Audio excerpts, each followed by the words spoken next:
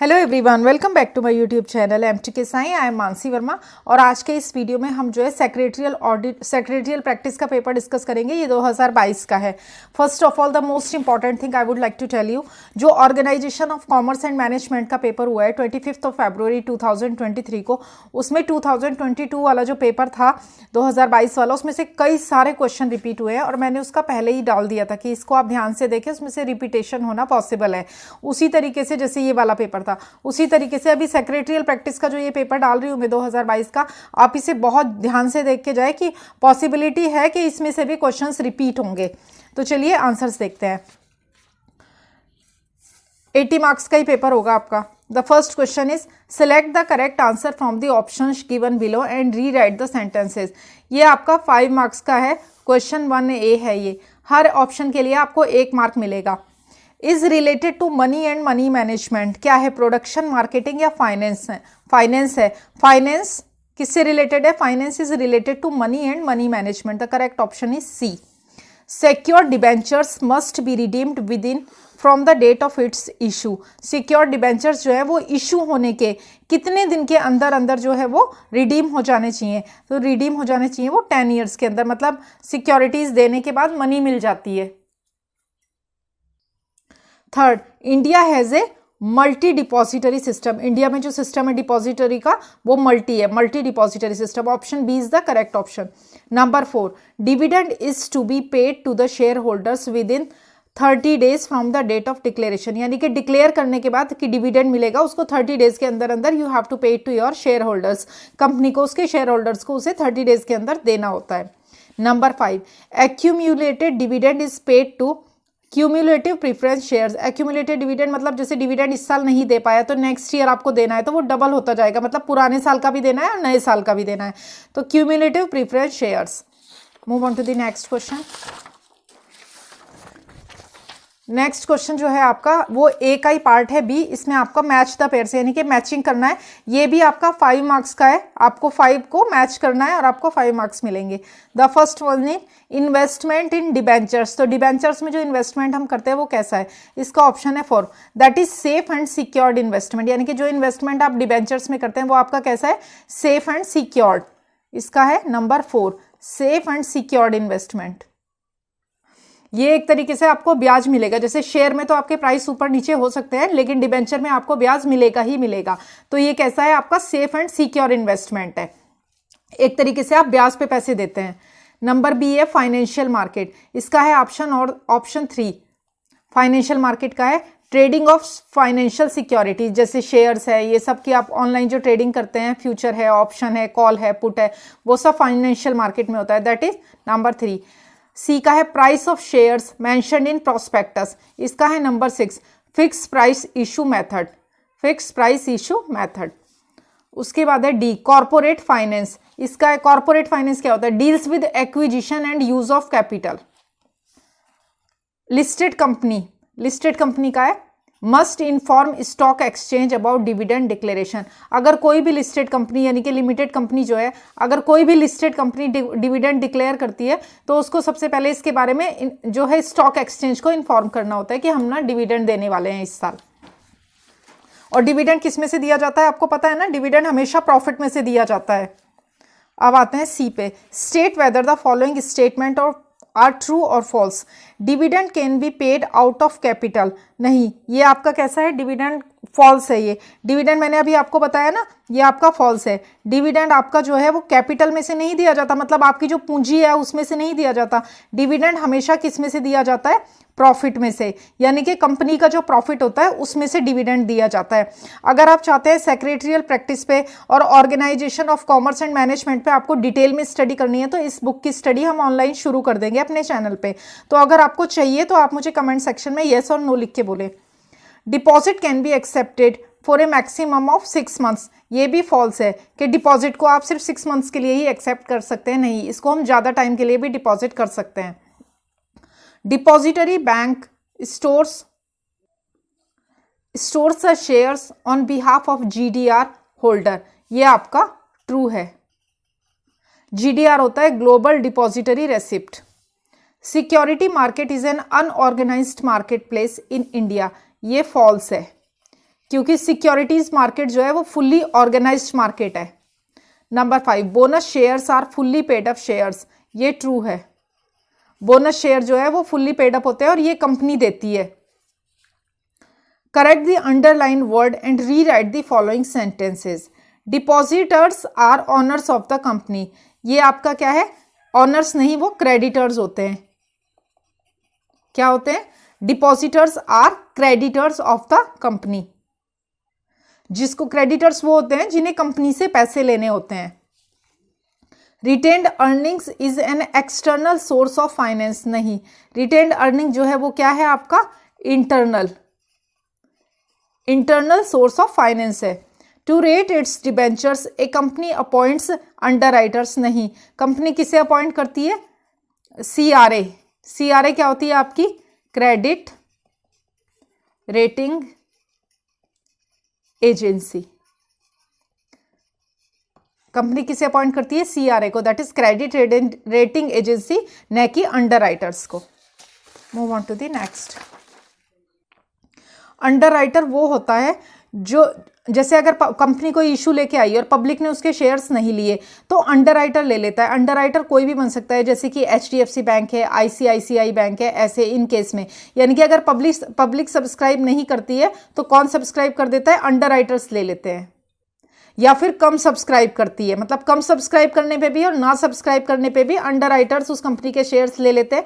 और अंडरराइटर्स कोई भी बन सकता है, जैसे कि ICICI बैंक है आपका, या फिर HDFC बैंक है, मतलब कोई भी हो सकता है, कोई भी बैंक हो सकता है। ये मैंने एग्जाम्पल के तौर पे आपको बताया है, और भी कोई हो सकता है। Number 4, company sell fresh shares for the first time to the public in secondary market, नहीं, प्राइमरी मार्केट में कंपनीज जो है उसके शेयर का जब इशू लेकर आती है सबसे पहले, तो वो प्राइमरी मार्केट में, यानी कि आपने देखा होगा कोई भी कंपनी जब नया इशू लेके आती है तो लोग उसके फॉर्म भरते हैं, अप्लाई करते हैं उसमें। और सेकेंडरी मार्केट वो होता है जब आप मार्केट से शेयर परचेज करते हैं, यानी कि आप जो ऑनलाइन ई पोर्टल होता है उससे शेयर्स परचेज करते हैं, that is called secondary market. तो यहाँ पर करेक्ट आंसर आपका क्या है, प्राइमरी। और ये सेकेंडरी मार्केट दो है आपकी, नेशनल स्टॉक एक्सचेंज और Bombay stock exchange. National stock exchange और Bombay stock exchange. Preference share holders get dividend from residual profits, नहीं, equity share holders get dividend from residual profits. Residual profit होती है प्रीफरेंस शेयर होल्डर्स को profit देने के बाद जो प्रॉफिट बचती है उसमें से, उसे रेजिडुअल प्रॉफिट बोलते हैं, और उसमें से इक्विटी शेयर होल्डर्स को दिया जाता है। तो प्रीफरेंस की जगह आपका क्या आएगा, इक्विटी। नेक्स्ट आते हैं आपका, explain the following terms concepts any 4। ये आपको 6 मिले हैं, इसमें से आपको 4 को एक्सप्लेन करना है, और 4 को एक्सप्लेन, हर एक को एक्सप्लेन करने के लिए आपको क्या मिलेगा, आपको 2 मार्क्स मिलेंगे हर एक को एक्सप्लेन करने के लिए। तो पहला क्या है आपका, प्रोडक्शन साइकिल। तो प्रोडक्शन साइकिल क्या होता है, the process of converting raw material into finished goods is called production cycle. यानी कि जो रॉ मटेरियल आता है उसको फिनिश्ड गुड्स में कन्वर्ट करने का प्रोसेस ही क्या कहलाता है, प्रोडक्शन।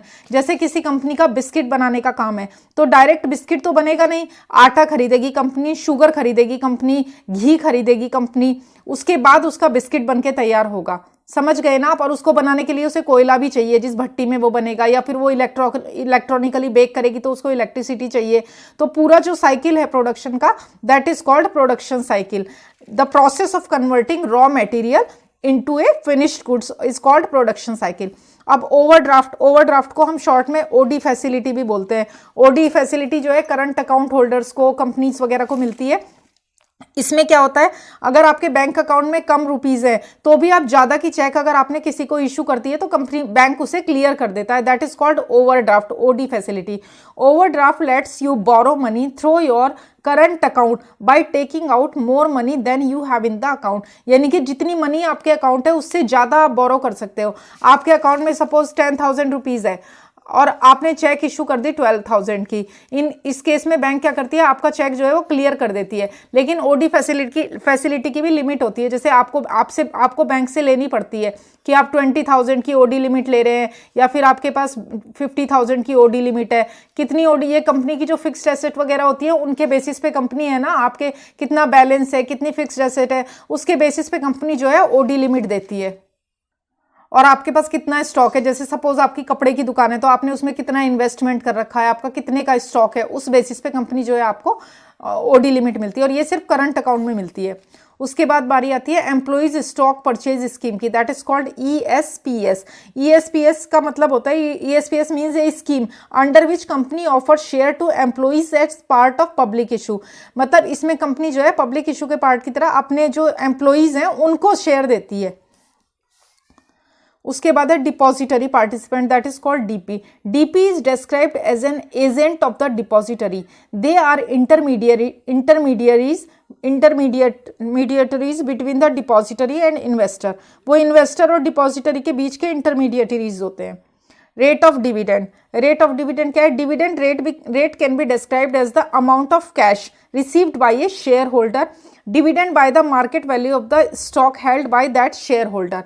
अब आप ये देखो, ये आपको मैं ब्रीफ में बता रही हूँ, 2 मार्क्स का है, आप 30 to 40 वर्ड्स में आंसर लिखोगे तो सफिशिएंट हो जाएगा। राइट इशू क्या होता है? Right issue is an invitation to existing share holders to purchase additional new shares in the company.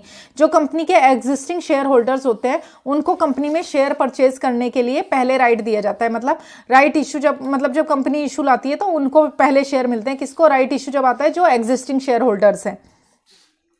तो ये 6 हैं, आपको 4 करने हैं, मैंने 6 के 6 आपको एक्सप्लेन किए हैं। उसके बाद नेक्स्ट क्वेश्चन देखते हैं। Study the following cases situation and express your opinion any two. First question है sunflower limited company proposes to issue debentures to the public to raise fund. Sunflower limited company क्या है? वो public को share issue करना चाहती है, debenture issue करना चाहती है फंड रेज करने के लिए।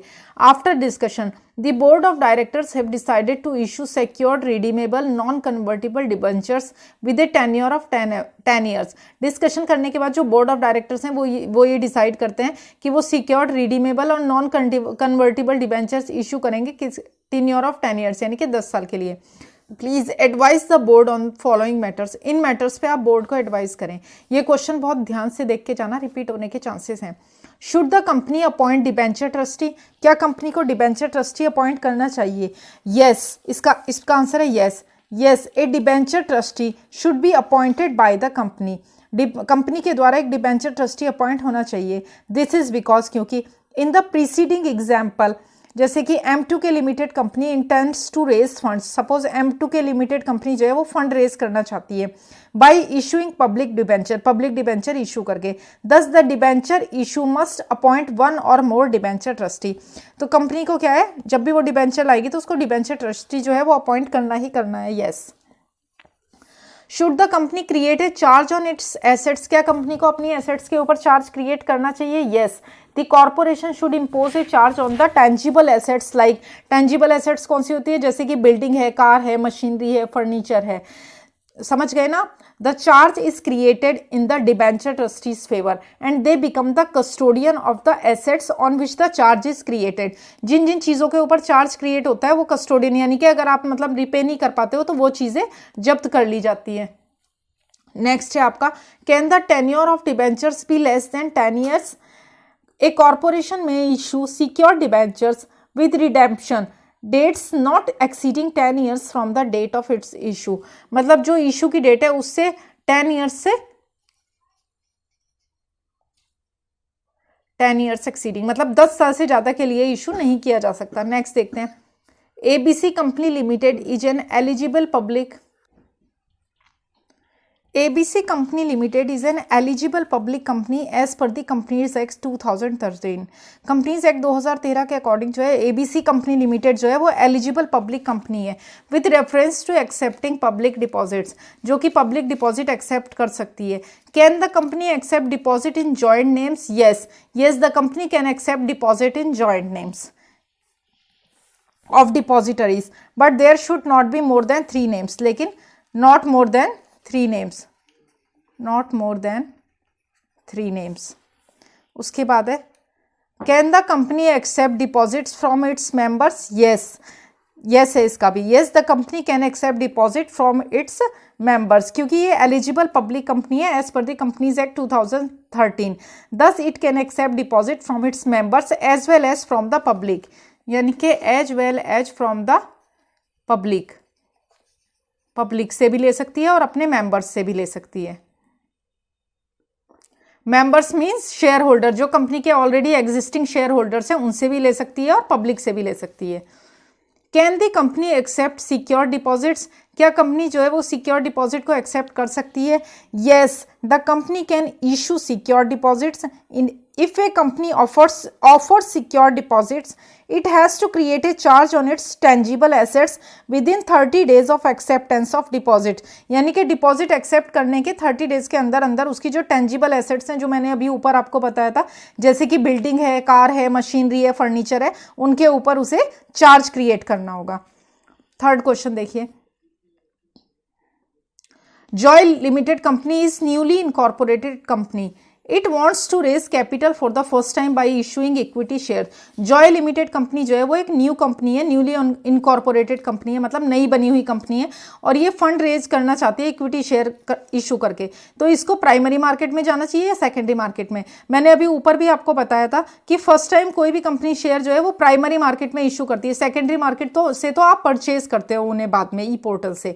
तो क्या है आपका, प्राइमरी मार्केट में जाना पड़ेगा। तो जॉय लिमिटेड कंपनी जो है वो newly incorporated company that has to go to the primary market for by issuing equity shares it can raise capital. और मैंने आपको बताया ना अभी सेकेंडरी मार्केट दो हैं, कौन कौन सी? एनएसई नेशनल स्टॉक एक्सचेंज और बीएसई जो है वो है Bombay stock exchange. Move on to the next question. ये तीनों क्वेश्चन बहुत इंपॉर्टेंट है, आप सबसे रिक्वेस्ट है इन्हें ध्यान से देख के जाएं। उसके बाद आता है आपका, should it offer it shares through public offer और राइट इशू। तो ये इसको अपने शेयर कैसे ऑफर करने चाहिए? Should it offer it shares through public offer और राइट इशू, तो इसको आईपीओ लाना होगा, that is initial public offer. The issue of equity shares by Joy limited will be called as IPO which means initial public offer, that is public offer. What will be the issue of equity shares by Joy Limited so called as IPO or FPO, that is called IPO। और B का है आपका, Joy limited wants to raise capital for the first time by issuing equity shares, तो ये भी आपका IPO है। यानी कि उसको कहाँ जाना होगा? पब्लिक में, पब्लिक ऑफर लाना होगा उसको पब्लिक के लिए। तो आपका थर्ड क्वेश्चन तक हो गया है आईपीओ, तो इसका भी आपका आईपीओ है और इसका भी आपका आईपीओ है। अब जो आपका फोर्थ क्वेश्चन है, distinguish between the following any three. आपको यहाँ पर 4 दिए गए हैं और इनके बीच में आपको जो है वो डिफरेंस करना है। ये क्वेश्चन जो है मैं आपको ब्रीफ में बता रही हूँ, आपका ये एनी 3 करने हैं आपको, यानी कि एक के लिए आपको 4 मार्क्स मिलेंगे। तो आपको इसे डिटेल में आपको लिखना होगा, ये आपको बुक से इजीली मिल जाएगा। Fixed capital and working capital, तो फिक्स्ड कैपिटल और वर्किंग कैपिटल के बीच में आपको डिफरेंस बताना है। फिक्स्ड कैपिटल क्या होती है? Fixed capital refers to any kind of physical capital that is fixed asset, यानी कि कोई भी तरह की जो फिजिकल कैपिटल होती है उसे फिक्स्ड एसेट बोलते हैं। और वर्किंग कैपिटल क्या होती है? Working capital refers to current asset minus current liabilities. जो आपकी करंट एसेट्स हैं उनमें से आप करंट लाइबिलिटीज को माइनस करते हो तो आपकी जो है वो वर्किंग कैपिटल निकलती है। दूसरा है आपका transfer of shares, means transfer of shares and transmission of shares. तो ट्रांसफर ऑफ शेयर्स मींस होता है voluntarily giving away one's shares to another person, मतलब अपनी इच्छा से अपने शेयर किसी दूसरे को देना। और ट्रांसमिशन ऑफ शेयर्स है, उसमें लीगली ट्रांसफर होता है, ट्रांसफर होता है शेयर्स का। जैसे किसी की डेथ हो जाती है तो जो उसका लीगल हायर होता है उसके पास शेयर चले जाते हैं। डीमैटेरियलाइजेशन एंड रीमैटेरियलाइजेशन, आजकल आपने देखा होगा लोग बोलते हैं डीमैट अकाउंट खुलवा लो अपना, डीमैट अकाउंट यानी कि ऑनलाइन आप जो है जब process of converting physical shares into electronic form, और आजकल तो इलेक्ट्रॉनिक ही आते हैं। और रीमैट होता है वापस उनको इलेक्ट्रॉनिक से पेपर फॉर्म में कराना। Primary market and secondary market, primary market जो है the issue of new shares bye the company is done in the primary market. जब कोई कंपनी नए इश्यू लेके आती है, नए इश्यू जो अभी ऊपर लिखा था ना, हमने यहाँ पे भी देखा था और इससे पीछे वाले क्वेश्चन में भी, तो प्राइमरी मार्केट में लेके आती है। और सेकेंडरी मार्केट क्या है? The securities issued earlier are issued in the secondary market. जो सिक्योरिटीज पहले इशू कर दी गई है दोबारा उनको सेकेंडरी मार्केट में किया जाता है, लिया और बेचा जाता है। उसके बाद है answer in brief any two, state the features of bond. आपको बॉन्ड के फीचर्स बताने हैं। बॉन्ड क्या है? बॉन्ड जो है वो एक डेब्ट सिक्योरिटी है। इट इज ए डेब्ट security, it is a loan.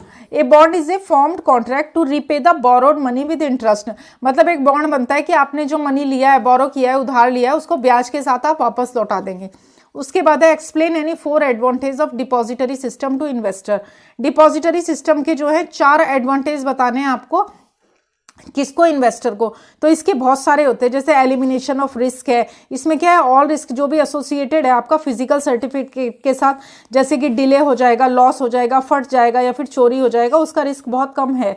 उसके बाद है जैसे आपका सेफ्टी रहती है, इसमें इजी ट्रांसफर ऑफ शेयर्स रहता है, अपडेटेड एंड इंटीमेशन आपको मिलती रहती है, सिक्योरिटीज़ के अगेंस्ट आपको लोन मिल जाता है, ये ऑटोमेटिकली क्रेडिट हो जाती है। तो ऐसे बहुत सारे हैं। Explain the features of interest. Interest के क्या फीचर हैं? तो इंटरेस्ट के फीचर जैसे payment mode for using money of another person, मतलब दूसरे का पैसा यूज करने के लिए इंटरेस्ट देना होता है। यानी कि जैसे आप कई बार आपने देखा होगा लोग घर खरीदने के लिए लोन लेते हैं, तो लोन के ऊपर वो फ्री में तो कंपनी हमें देती नहीं है, वो हमसे इंटरेस्ट लेती है। उसी तरीके से क्वेश्चन 6 में भी आपको 4 पार्ट्स दिए गए हैं। The board of directors can refuse transfer of shares. Yes, वो कर सकते हैं, लेकिन उसके लिए भी क्या है, कुछ टर्म्स एंड कंडीशंस हैं। उसी तरीके से security and exchange board of India is the regulator for the securities market in India. Yes, इसको इलेबोरेट करके लिखना है आपको। Unpaid dividend can not be used by the company. Yes, ये ट्रू है। अनपेड डिविडेंड यानी कि जो डिविडेंड दिया नहीं गया है शेयर होल्डर्स को, उसको कंपनी यूज नहीं कर सकती है। अगर 7 साल तक वो डिविडेंड अनक्लेम्ड रहता है, कोई उस पर क्लेम नहीं करता, कोई कंपनी से नहीं लेता, तो वो जो है 7 ईयर्स के बाद उसको इन्वेस्टर एजुकेशन फंड में ट्रांसफर कर दिया जाता है। A company can issue duplicate share certificate. Yes, company जो है डुप्लीकेट शेयर सर्टिफिकेट इशू कर सकती है। कब कर सकती है? जब वो लॉस हो जाए, डिस्ट्रॉय हो जाए या फट जाए। लेकिन कब कर सकती है? Within 3 months of its issue. उसके बाद number 7, write a letter to the member for the payment of interim dividend electronically. Electronically एक लेटर लिखना है आपको, किसको? पेमेंट ऑफ इंटरिम डिविडेंड के लिए मेंबर को। तो ये आपको बुक से मिल जाएगा लेटर, और मैं भी लेटर लिख के अपने चैनल पे अपलोड कर दूंगी। Write a letter to the debenture holder. Debenture holder को लेटर लिखो regarding payment of interest through interest warrant के थ्रू पेमेंट करने के लिए। Draft a letter of thanks to the depositor of a company. एक thanking letter लिखना है company के डिपॉजिटर को। तो ये ना आपको 2 करने हैं, यानी कि 10 मार्क्स का है ये। 5 मार्क्स मिलेंगे for writing 1 letter for writing 1 letter. 2 letter लिए तो 10 मार्क्स हो गए आपके। तो ये भी आपको बुक में भी मिल जाएगा और मैं भी अपलोड कर दूंगी। लास्ट क्वेश्चन है number 8, what is preference shares, explain it's type. तो आपको प्रीफरेंस शेयर के बारे में डिटेल में बताना है और उसकी टाइप्स बतानी है। ये एक लॉन्ग क्वेश्चन है, आपको एक ही क्वेश्चन करने के लिए 8 मार्क्स मिलेंगे आपको। Explain the provisions of companies act 2013 for issue of debenture. तो डिबेंचर इशू करने के लिए जितने भी प्रोविजंस है वो आपको लिखने हैं, किसको ध्यान में रखते हुए? कंपनीज एक्ट 2013 को। दोनों में से एक ही क्वेश्चन सॉल्व करना है, 8 मार्क्स मिलेंगे। ये आपका लास्ट ईयर का, इसको बहुत थॉरोली आप गो थ्रू करना है इस पेपर के थ्रू। और जो नेक्स्ट सिक्योरिटीज का पेपर जो होने वाला है, अभी सेक्रेटरियल प्रैक्टिस का जो पेपर होने वाला है, उसके भी फुल पेपर के सॉल्यूशंस आपको मेरे चैनल पर मिल जाएंगे। इस पेपर से रिलेटेड कोई भी अगर आपकी क्वेरी है तो आप मुझे कमेंट बॉक्स में लिख सकते हैं, मैं उसे आपको आंसर करने की कोशिश करूंगी। Thank you for watching. Like, share and subscribe.